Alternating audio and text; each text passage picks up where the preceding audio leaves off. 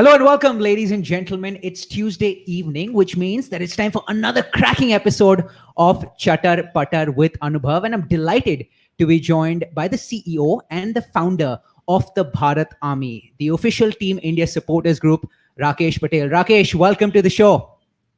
Thank you. Thank you for having me. I think we're matching to some extent, right? You've got the India flag. I'm wearing my India jersey, very proudly donning my India jersey. Absolutely, you look great. It's a great shirt. I saw a few of your recent interviews that you've done. I know you've done many of them, and I see you donning the India colors all the time. So I love the spirit. Thank you. Thank you very much. Rakesh, tell me a bit about the genesis or the origin of your love for cricket. We'll get to the Bharat Army soon, but I want to know from a personal standpoint, how did you get involved in cricket? Where does your love stem from? Where did it start? Yeah, it's a good question. It's not a question that gets asked very often, actually.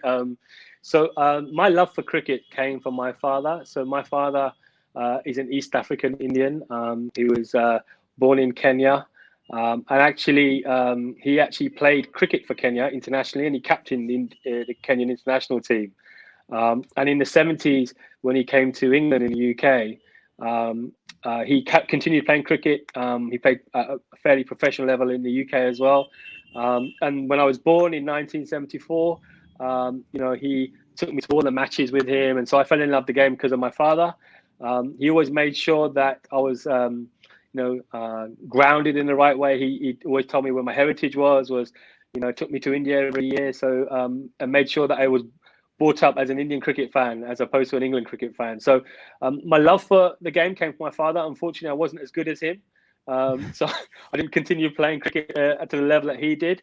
But I ended up supporting the game instead. So that's where the love of cricket really came from my father. Absolutely, and your contributions as a supporter of the game, as a supporter of Team India, have been absolutely staggering. Tell me something, Rakesh. I believe, and I might be wrong here because this was before my birth. I believe East Africa played in the World Cup as well. This was in the first World Cup and the second World Cup as well, right? And I think India's only win before the 1983 World Cup was against East Africa, I believe, right? Correct, in England. That's right. They did play a long time ago. I think at those days, a lot of the East African team, or at the time, was full of Indians who had gone to East Africa, right? Who would travel out there from years and years ago, right? So yeah. And actually, if you notice the last few teams from Kenya and Namibia, they've always had that kind of Asian influence as well, right? So that still carries on. Absolutely, yeah. Absolutely. Now we'll talk about the Bharat Army. I'm slightly disappointed, I must say, because I don't see the Bharat Army flag in the backdrop. You typically do have that. I'm not sure if you've changed your seating location. I'm guessing you have. Yes, unfortunately, I have moved somewhere else, right? Because my children are upstairs working, so I had to move to a new location in the house. Yeah.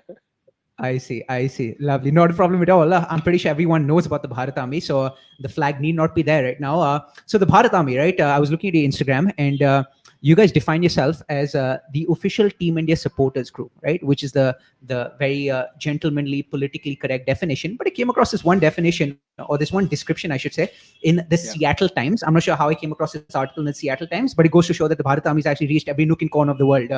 And the Seattle Times described the Bharat Army as the noisiest, most passionate, drum banging, trumpet blasting cricket fans.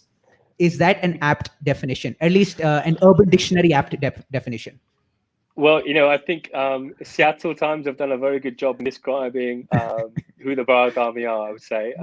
Listen, I think when I set up the Bharat Army, there was one clear objective, and that was to make sure that we provide an experience that can't be rivaled in a cricket stadium, right? And if people can come and watch an Indian cricket match and they get to feel that Bharat Army experience in the way that the Seattle Times have described it, then I think we've reached our objective. Absolutely, right? So it's about creating amazing experiences. It's about making sure that as an Indian cricket fan, if you enjoyed that, then you want to be part of that, and hopefully we can take as many fans around the world as possible, right, with us everywhere we go.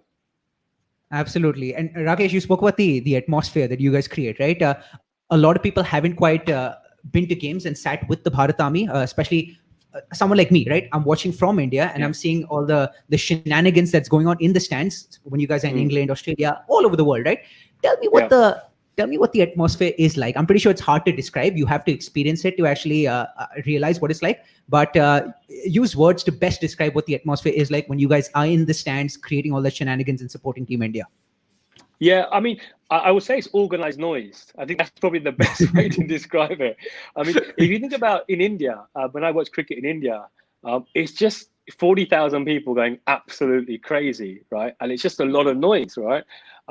Whereas what we try to do is put some organization to it. And what I mean by organization is the doors come in. And to give you an idea, for the last World Cup that just happened, we had 6 door players that were strategically positioned in 3 different areas of the stadium, right? So there were 2, 2, 2, right? And what I mean by organized is that's how much organization goes into what the Bharat Army does. We also had a saxophone player that was traveling around and he would play with the door players, and they were practicing even before the matches of the kind of songs that would play that would be in sync together, right? We also have our flag situated in certain parts of the stadium. We also have people who sing our songs, and these people go around the stadiums and they sing the songs as well. So when I talk about organized noise, that's what I mean, right? It's a lot of deep-rooted organization that goes into creating the Bharat Army experience. And that's quite important that people don't really realize, because, we have to engage with the ICC, we have to engage with the boards, whether it's Cricket Australia or the ECB or the BCCI. And there's a lot of planning that goes into it, right? Because, as you can imagine, to get 6 door players into a stadium, for security reasons, etc., that all needs to be arranged, So there's a lot of work that goes in that people perhaps don't think about when it comes to what we do in the stadiums as Bharat Army. And you spoke about the singing and the songs. We'll get to that in a bit. I'll tell you my favorite Bharat Army song, and I'll probably ask you to name yours as well. But before that, look, I was actually pleasantly surprised that the Bharat Army has been in existence for over 20 years. I believe it's 21 years now, slightly north of 21 years. I was looking at your LinkedIn profile as part of my very extensive due diligence before I interview anyone.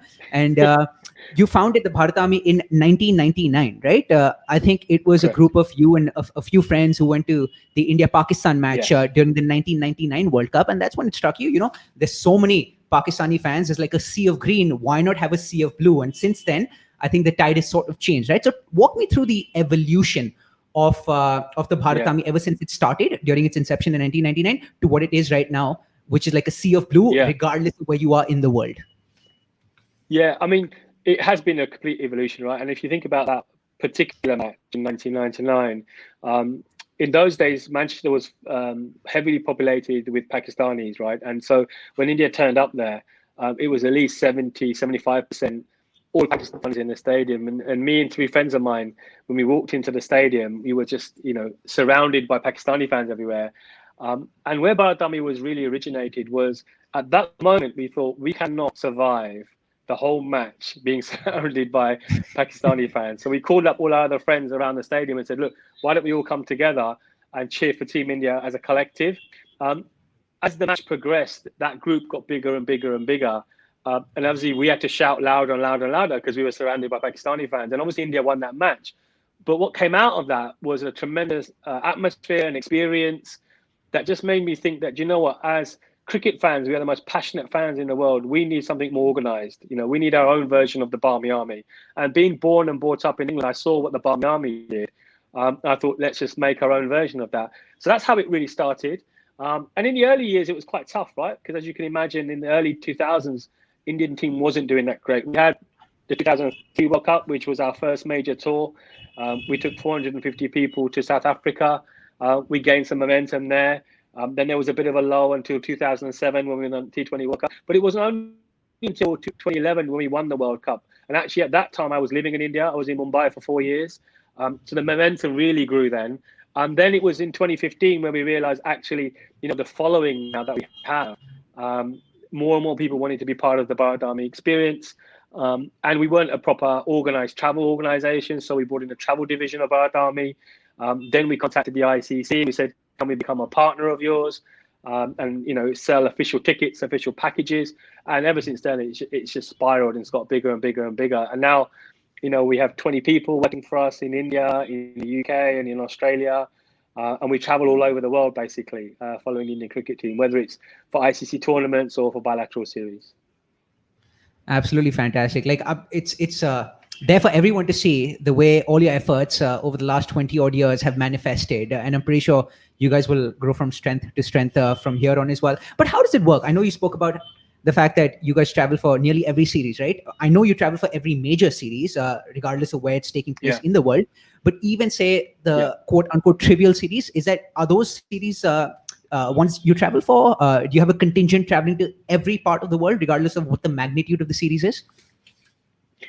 Yeah, I mean, take for example the New Zealand series. That happened coincidentally at the same time as the Women's T20 World Cup, if you remember. And the challenge we had there was that we committed to the BCCI that we'll support our women's team, but at the same time, the New Zealand series was happening with the men's team. So we had our local members who were based in New Zealand. A few of those attended the test matches in New Zealand, whereas our big contingent actually supported the Women's World Cup. And if you saw, our presence was huge. Even in the final, we sold 2 big blocks of just Bharat Army members, supporting our women, right? So we try and be everywhere where possible. And more recently, we wanted to commit to the women's game as well. So we've been supporting the women's game. And actually, I have a call next week with the local organising committee in New Zealand for the Women's World Cup in New Zealand next year as well. So we try and be everywhere where we possibly can. Obviously, some series will get more attendance than others. But now, because Bharat Army is quite grown in all the major countries where India play cricket, we will always have some sort of presence at every series, basically. Yeah. Solid. So you mentioned that a majority of you actually went to Australia to cover the World Cup, to watch the women's team play in the World Cup, and there was a very small contingent that went to New Zealand to watch the men's team take on New Zealand. So that explains why the women's team did so well, and India's performance against New Zealand down under was actually so underwhelming. Well, they call us a 12th man, right, of the Indian cricket team. So maybe they need a 12th man in New Zealand. You're right. Yeah. Exactly. And speaking of the 12th man, that reminds me of this one flag that I saw. I'm not sure where I came across this. Probably on Instagram or perhaps on your Facebook page. I know you guys have a massive social media presence, but there was this massive flag. I couldn't quite tell which stadium this was. Right. The flag must have been like the length of probably a football field, or half the length of a football field. And you had the Bharat Army, you had the Indian tricolor, and then you had the 12th man written there, if I remember correctly. Which stadium was that? Do you remember? Yeah, I'm guessing basically before the World Cup started, a few of us travelled to India for the India-Australia series, where we played in Ranchi, Mohali, Delhi, the last 3 matches basically. And the last match was at the then Ferozakotla Stadium, where we unveiled a banner. We'd say, "Good luck Team India from your 12th man, the Bharat Army." So we're wishing them good luck for the World Cup. So that was unveiled at the last match of the Australia series, basically. Yeah, and we also unveiled it at the World Cup as well. Yeah, it was a 60-foot flag, basically. Yeah. Were you present at the Kotla for that game against Australia? Yes. You were. Yeah. That's the game India lost, right? It was the last game of the series. Correct. India ended up losing the series. I see. So I was at the Kotla as well for that game. So I think that's the closest we've actually come in contact with each other. I was at the Kotla as well. Okay. I was the there. Story behind behind that series was that on our WhatsApp forums, a few of us actually thought that this would be Dhoni's last series at home in India, and with him playing in Ranchi, there was a few of us that thought, you know what, if this is going to be Dhoni's last match, we don't want to miss it. So a whole group of us travelled out for the last 3 matches of that series, which was Ranchi, Mohali, and in Delhi, basically. And look, it could well be that we saw, Dhoni's last match in India. We don't know yet, right? So at least we could say we were there when he played his last match in India. Exactly. It was heartbreaking to watch the game. Of course, India lost the series. But the second reason, from a personal standpoint, as to why the game was heartbreaking, was because I was there watching that game with the girl I was dating at that point in time. Right. And for some reason, we broke up a few days after that game. I still don't know exactly why. But I guess her initials were also VK. And I am a massive Virat Kohli fan. And I guess she understood which VK I preferred more, where my loyalties lied. Brilliant. Anyway, sorry, I digress. Talking about the singing and the dancing and the shenanigans and the chanting, right? So I came across this one chant. Of course, you guys have plenty of them. A lot of them inspired from by football, right? I remember coming across this one chant. This was during the 2017 Champions Trophy, that took place when Dhoni was still at the helm. So it's not relevant now, but I still love it. I still keep singing it in my head. So it goes something like this, right? You guys spoke about organized noise. Me singing is anything but organized. This is disorganized noise, but hopefully you can bear with me. So it goes, we love Kohli, Virat Kohli. I just don't think you understand. He's MS Dhoni's man. He smashes Pakistan. We love Virat Kohli. How was that? Brilliant. You should join us in the stands. You got the voice for it for sure. Yeah. I would love to. I would love to. Whenever I go out to the Eden Gardens, I absolutely enjoy myself to the max. Honestly, nothing gives me as good an in-game experience as watching a game at the Eden Gardens, especially back in the day. You know, before they had bucket seats, when there were benches, when there were 100,000 people crammed into the stadium. Now, of course, it's a bit more. I guess you have to be well behaved because the police are out there. But still, I mean, nothing can beat the experience of being at the stadium, especially at a place like the Eden Gardens. Yeah, absolutely. Yeah. So that song actually we sang to Virat Kohli himself after the India versus Pakistan match in the 2016 T20 World Cup. So there was a group of around 350, 400 of us that traveled from different parts of the world. And when the match was finished, we stayed behind and Virat was being interviewed on TV. And then we sang the song directly to him and he gave us a thumbs up and waved at us, basically. So that was the first time. And if you see on our social media, you see us actually in the garden singing that song. And we were singing it to Virat at that point.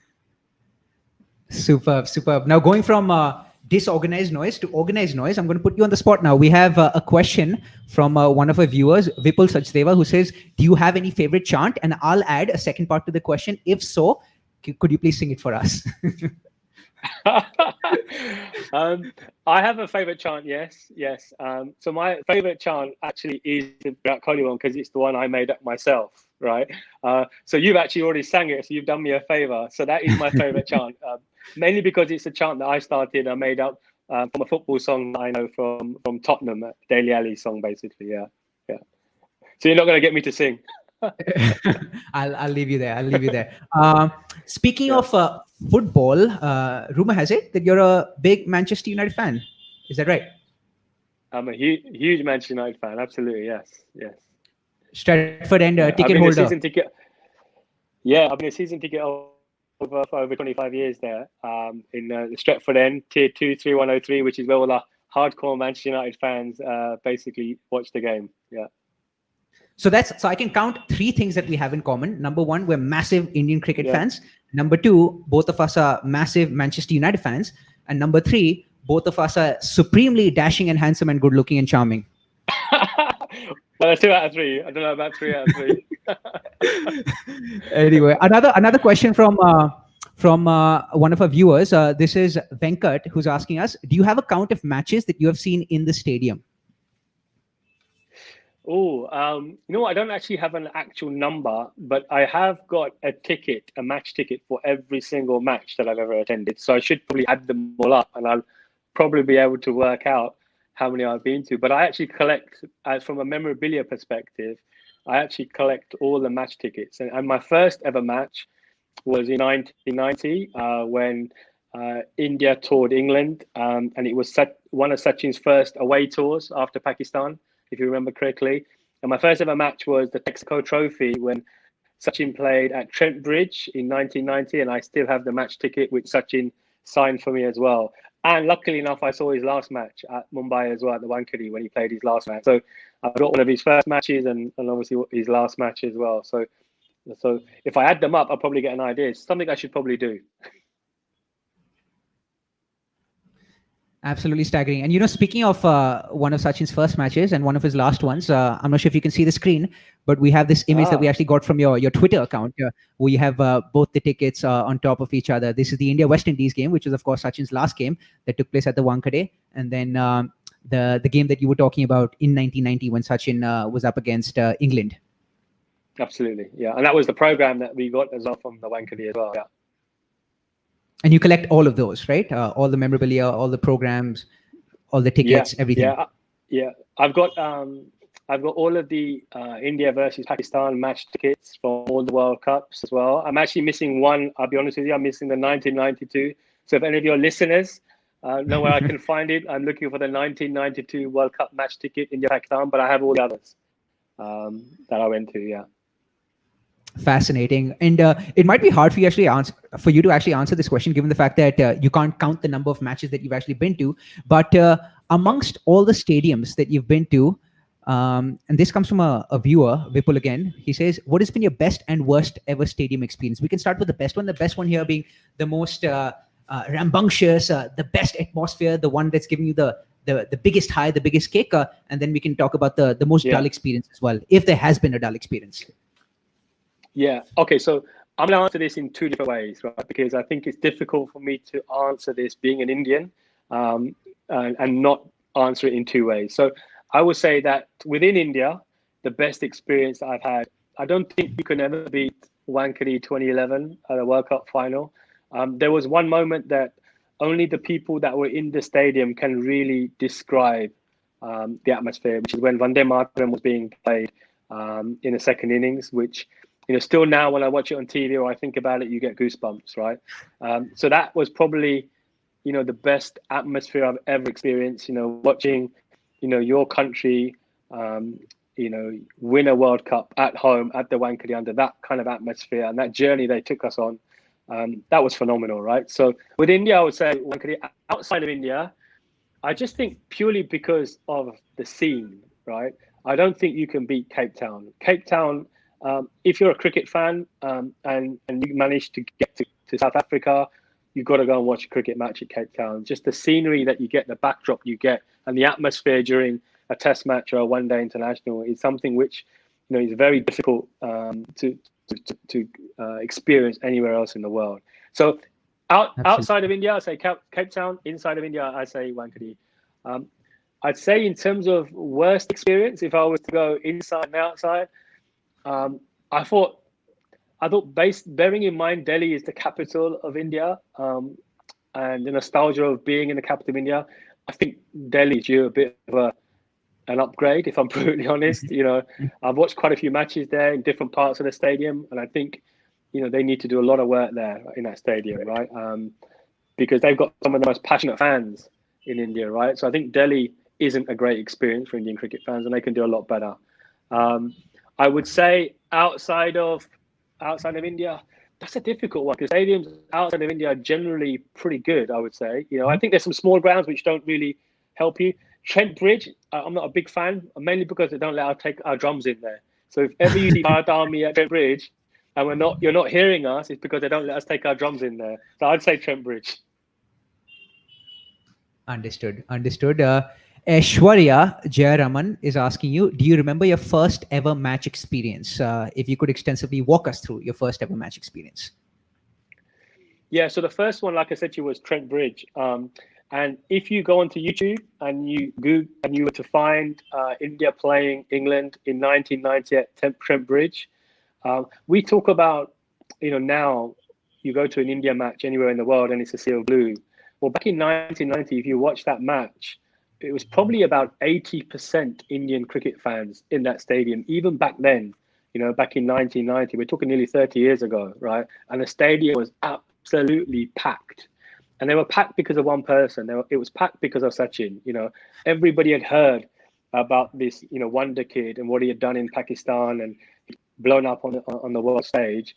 And everyone turned up to watch him. And that experience, he came in and he scored a very quick fire 30-odd, which helped India not win the match, but also win the series 2-0 against England. And it was just a phenomenal experience. The atmosphere when he came out to bat, I think he cracked about 4 fours, and every 4 was just, greeted with this tremendous amount of noise. So for me personally, I would say, that initial experience that I had was probably my best experience and probably one of the reasons why I do what I do right now, I'd say. Fantastic. And speaking of the atmosphere, a couple of comments that I have to make based on my observances, and you can correct me if I'm wrong, but the two things that I feel really stand out about the Bharat Army, number one is that you don't just sing when you're winning, you're singing when you're winning, you might be losing, you might be drawing a game, right? You're always singing. Number two, I feel that even if you're outnumbered, this rarely happens, but in the unlikely event that you're actually outnumbered by fans of the opposition, you still out-sing them, although they might be a majority compared to you. How does that happen? Where do you guys get Yeah. the energy from? Like, what is it? Is it just the passion for the Yeah. game, the love of cricket, the love of India? Yeah, I think, look, I think in answer to your first question, our motto is that we support our team, win, lose, or draw, right? And years gone by, certainly the years when Bharat Army first started, you would hear stories of when India lost, particularly in the World Cup. Players' houses were stoned, and their effigies used to be burnt. And one of the things that we don't subscribe to is that type of behaviour from a fan. If you call yourself an Indian cricket fan, then you should support your team whether they win or lose, because it's a sport and winning and losing is part of the game, right? So we always subscribe and educate to our members, our followers, that look, support the team, when they win and they lose, right? It happens. And so if you notice through our social media, we hardly ever put any negative comments or any negative posts, because, I think, if we're going to call ourselves a 12th man in the India cricket team, then we have to support them, whether they win or lose, right? And in going back to your second point around being sort of outnumbered in a stadium, well, I think actually we thrive when we are outnumbered, right? Because for us, it's the impetus to actually be louder and beat our opposition in the stands. So, most recently in 2018, when we were in Edgbaston for the first test against England, we were massively outnumbered by the Barmy Army. There was about 1,000 of us, one section, and nearly every one of us walked out of there without our voices because we didn't stop singing for 5 days, right? So, and that's what it's all about. And I think that's when you truly get to feel what the Bharat Army experience is all about, when you're part of that type of atmosphere. Absolutely. Reminds me of away fans in football as well. You have this small contingent of about 5,000 away fans, the hardcore fans who travel for every game home and away. And compared to, say, the 35, 40, 50,000 home fans that are sitting right next to them, the away fans outsing all the home fans, which is absolutely incredible. And trust me, when I'm watching on the television, I can hear the away fans loudly, clearly, coherently, and it gives me goosebumps when I hear some of the Man United chants, that are being sung by the away contingent that travels fanatically for every single game. Absolutely, and that's a lot of that culture that we brought to cricket has stemmed from that football culture, right? So we've brought a lot of that into Indian cricket, and like I said to you, it's a much more organized noise as opposed to sometimes what we see everywhere else in the world. Absolutely. And speaking of football culture versus cricket culture and comparing both, I think that's a beautiful segue to this next question that is coming from Vipul Sachdeva. Vipul, mate, you're on a roll. Keep those questions coming. And Vipul says, how's the experience at a football stadium like Old Trafford related to major cricket stadiums? Because I know you mentioned that you guys carry your dhols and your trumpets. I'm guessing you're probably not allowed to do so at Old Trafford, right? So could you compare both atmospheres, given the fact that, you've been a season ticket holder for so long at Old Trafford and you've been to nearly every single cricket game since the 80s, 90s? Yeah, it's a good question, right? So I think when you go to a football match, that if you're 70,000 fans in a stadium, probably at least 50,000 to 60,000, they would know the songs that everybody sings. So, you will hear everybody sing those songs, right? So you get much more organized singing happening in the stadiums throughout the match, right? Whereas in cricket, because this culture is still growing and developing, right? What we get is a section of the Bharat Army that know the words, but obviously there's a big percentage that are not part of the Bharat Army yet who don't know the words, right? So you don't get that collective voice, if that makes sense, yet. But no, that's something we're working towards. That's something we're trying to address. More recently, we've been posting on our social media what we call the Bharat Army Songbook, where we post videos of us singing the song and we actually include the words. So if any of you want to learn our songs and want to learn the words, you'll go to our social media handles and you'll be able to find them through the various posts that we're making. But I think that's the major difference. In football, you get everybody knowing the words, whereas in cricket, only a few people do. And I guess, Rakesh, correct me if I'm wrong, but I guess that could be stemming from there being a fundamental difference between football and cricket as sports as well, right? Football being a more fluid game, right? It's more continuous, as well as versus cricket, that's a bit staggered. You have one ball that's bowled, okay, then play stops for a few seconds, then the bowler takes his run up, then bowls again. It's hard to be actually singing continuously versus in a setting like a football game. Yeah, I mean, maybe. I mean, the Barmy Army would disagree with that. I mean, when you see them away supporting England, they're singing non-stop, right? They don't stop singing when they're on away tours, right? And that's regardless if there's break in play or not. So I think they would argue against that. But I get your point. That could be one of the reasons why. And I think, for us, it's about changing the culture. Recently, I had a meeting with some of the guys in the BCCI, and it was around how we could enhance the fan experience. How do we create an environment where more people, want to be part of this Bharat Army experience? And I massively believe that Test cricket, as an example, when you watch Test cricket in India, you still get stadiums which are a third full or half full. And Virat Kohli made the point himself, that we want to be playing in stadiums where they're full, right? We want to play in the major metros and the major cities in India. But you can enhance that, right, by creating a different type of experience. And one of our objectives as Bharat Army is to enhance that fan experience, to bring a different type of culture into the cricket stadium. So people come because they really enjoy the experience, and they come because there's a different objective that they've got apart from just watching cricket. They want to have fun as well, right? So hopefully we can enhance that. Hopefully we can encourage more Indian cricket fans to come to watch Test match cricket and be part of our experience as well. And how do you intend on actually encouraging more people to actually watch Test match cricket? Of course, the pink ball test that we saw recently was a very, very promising sign. We saw a packed Eden Gardens for nearly all days of cricket.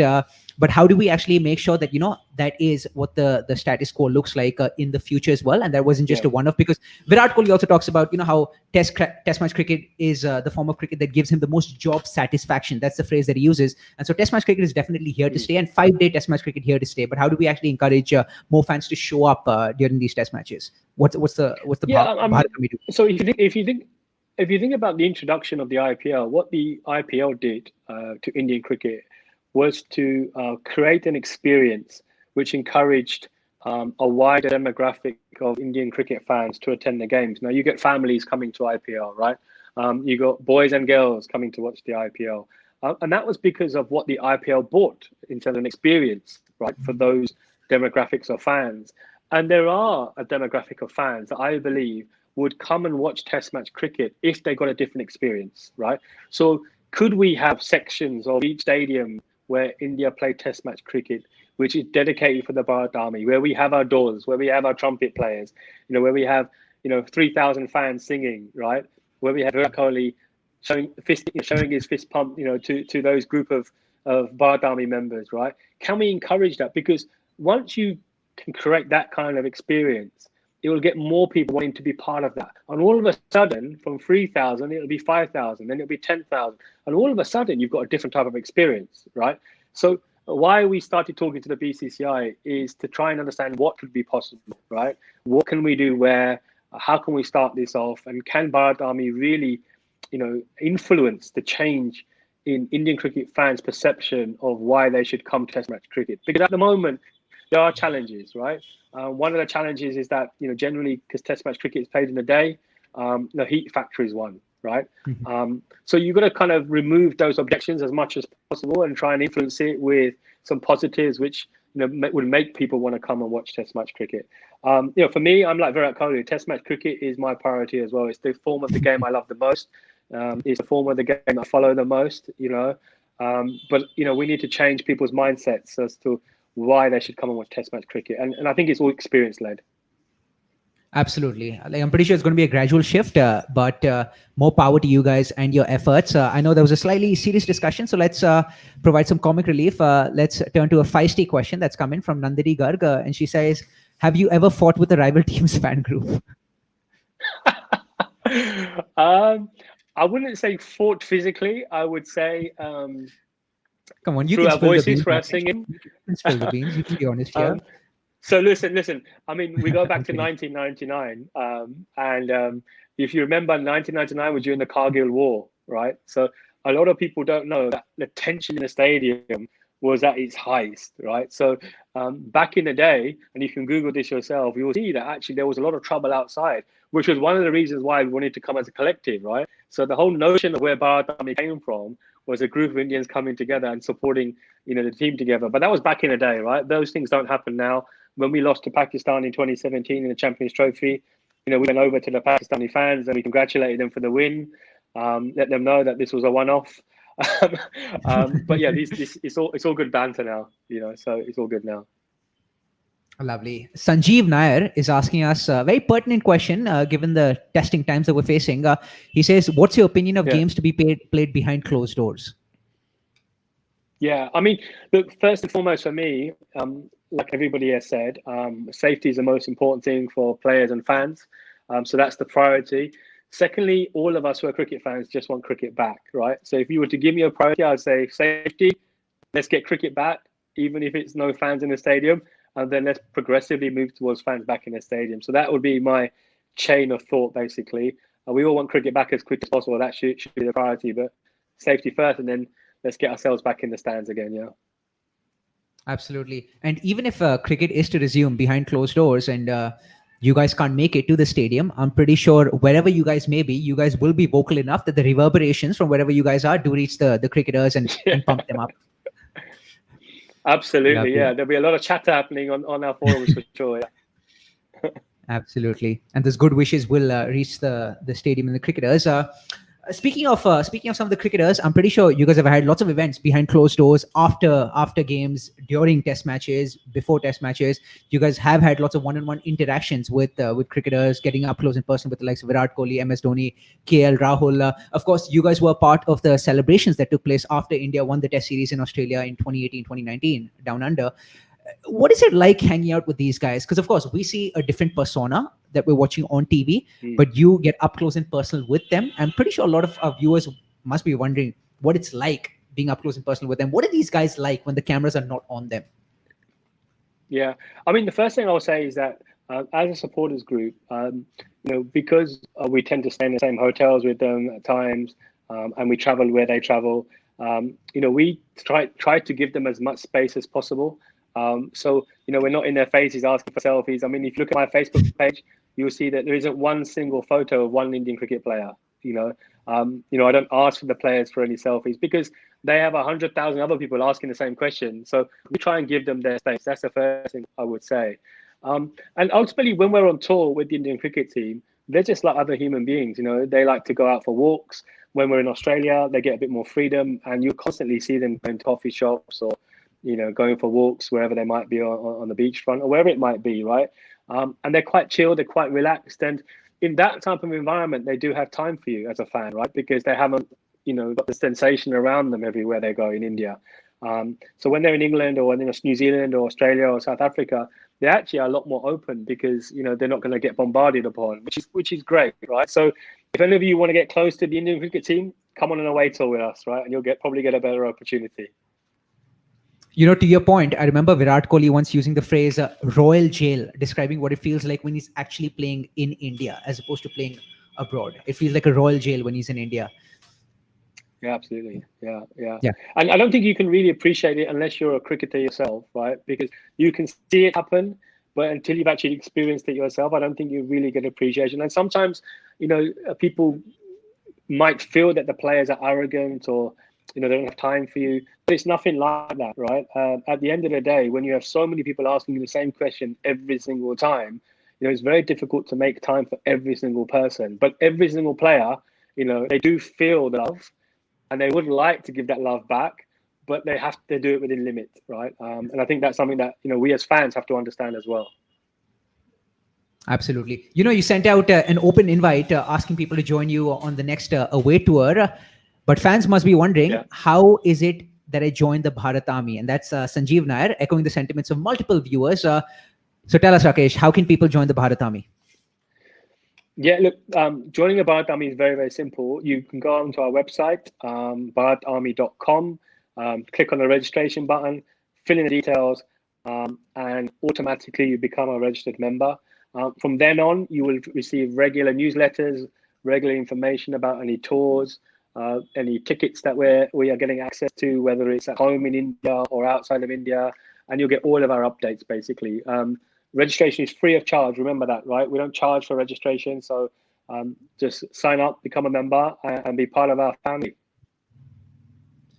Fantastic, Rakesh. As soon as this conversation is done, the first thing that I'm doing is following the steps that you just comprehensively described. And hopefully sooner rather than later, I'm actually sitting with you in the stands, both of us with a nice cold glass of beer in our hands, singing our favorite Virat Kohli song and cheering on Team India. Absolutely. Look forward to it. Fantastic. Likewise, the stuff the dreams are made of. Rakesh, that was it. Honestly, I can't believe that we actually spoken for about 40 odd minutes. That's how fluid and free flowing the conversation was.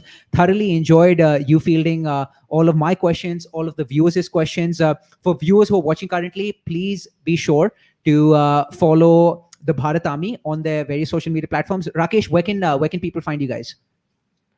All over social media. So Instagram at the Bharat Army, Twitter at the Bharat Army, Facebook.